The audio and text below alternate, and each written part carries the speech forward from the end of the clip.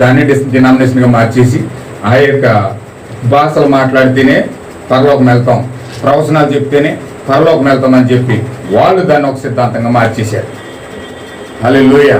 అంటే ఒక సంఘ సంస్కృతి రావడం, సంఘమును ఉద్యోగపరచడం, ఆ ఉద్యోగపరిచిన వ్యక్తి చనిపోవడం, ఆ వ్యక్తి పేరు మీద వెనకాల ఉన్న సంఘాన్ని ఏర్పాటు చేసాడు, దానిని ఒక డినామినేషన్గా ఆయన బోధ ఇది, ఆయన నీతీకరణ కోసం చెప్పాడు కాబట్టి మన నీతీకరణ సంఘం, ఆయన శుద్ధీకరణ కోసం చెప్పాడు కదా మా శుద్ధీకరణ సంఘం, ఆయన భాషల కోసం చెప్పాడు కదా మా పెంతుకొస్త సంఘం అని ఒక్కొక్కరు ఒక్కొక్క డినామినేషన్ ఏర్పాటు చేసిన ఒక సంఘ సంస్థ ఏర్పాటు చేసిన విగ్రహారాధన వైపు మళ్ళీపోవడం మొదలుపెట్టారు. న్యాయాధిపతుల గ్రంథంలో ఏదైతే జరిగిందో సంఘ కాలాలలో కూడా అదే జరుగుతూ ఉంది. దేవుడు నాకు మహిమగోలును గాక. ఎంతమందికి అర్థమవుతుందన్నమాట అండి? బైబిల్ ఏమీ తూచా తప్పకుండా ఏది పాలిపోదండి. అక్కడ ఏం జరిగింది ఇక్కడ అదే జరుగుతుంది. పాత నిబంధనలు ఏం జరిగింది కొత్త నిబంధనలు అదే జరుగుతుంది.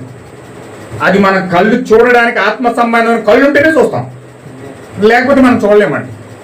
దేవుడు పాత నిబంధనలు ఏదైతే రాసి పెట్టాడో ఆ యొక్క యెహోషువ గ్రంథంలో యెహోషువ ఏదైతే చేశాడో ఇక్కడ కొత్త నిబంధనలు పరిశుద్ధాత్మ అదే చేస్తా ఉంది. సంఘ కాలాలలో ఏదైతే జరుగుతూ ఉందో న్యాయాధిపతుల గ్రంథంలో కూడా అదే జరుగుతూ ఉంది. ఇక్కడ యెహోషువ గ్రంథంలో ఏం జరిగిందో ఎఫెసీ సంఘకాలంలో కూడా అదే జరుగుతూ ఉంది. న్యాయాధిపతుల గ్రంథంలో ఏం జరిగిందో కొత్త నిబంధనలో సంఘకాలంలో కూడా అది జరుగుతూ ఉంది. అయితే సంఘకాలంలో లాస్ట్ సంఘకాలం ఏంటండి? సంఘకాలంలో చివరి సంఘకాలం ఏంటి? సంఘకాలంలో చివరికి సంఘకాలం ఏంటండి? ఏంటండి అందరూ చెప్పాలి.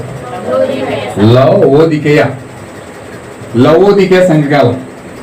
చివరి సంఘకాలం ఏంటంటే లవోదికేయ సంఘకాలం. ఎక్కడ ఉందండి అది? ప్రకటన గ్రంథం 1:13 ఉంటుంది. అది చివరి సంఘకాలం ఏంటంటే లవోదికేయ సంఘకాలం. మొదటి సంఘకాలం ఎఫెసీ సంఘకాలం. తర్వాత చూడండి ఒకసారి ప్రకటన గ్రంథం 1:11 నుంచి అవుతే, నువ్వు చూచుచున్నది పుస్తకంలో రాసి ఎఫెసు మొదటి సంఘకాలం ఏదండి? ఎఫెసు సంఘకాలం. రెండవ సంఘకాలం ఏంటి? స్మరణ. మూడవ సంఘకాలం పెర్గమ.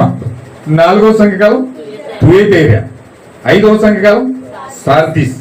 ఆరవ సంఘకాలం ఫిలడెల్ఫియా. ఏడవ సంఘకాలం లవోదికేయ. ఇప్పుడు ఏ విధంగా అక్కడ 7 సంఘకాలాలకి అక్కడ 7 సంఘకాలాలు అక్కడ ఉన్నాయో న్యాయాధిపతుల గ్రంథంలో కూడా 7 సంఘ సంస్థలు వచ్చారు. 7 సంఘ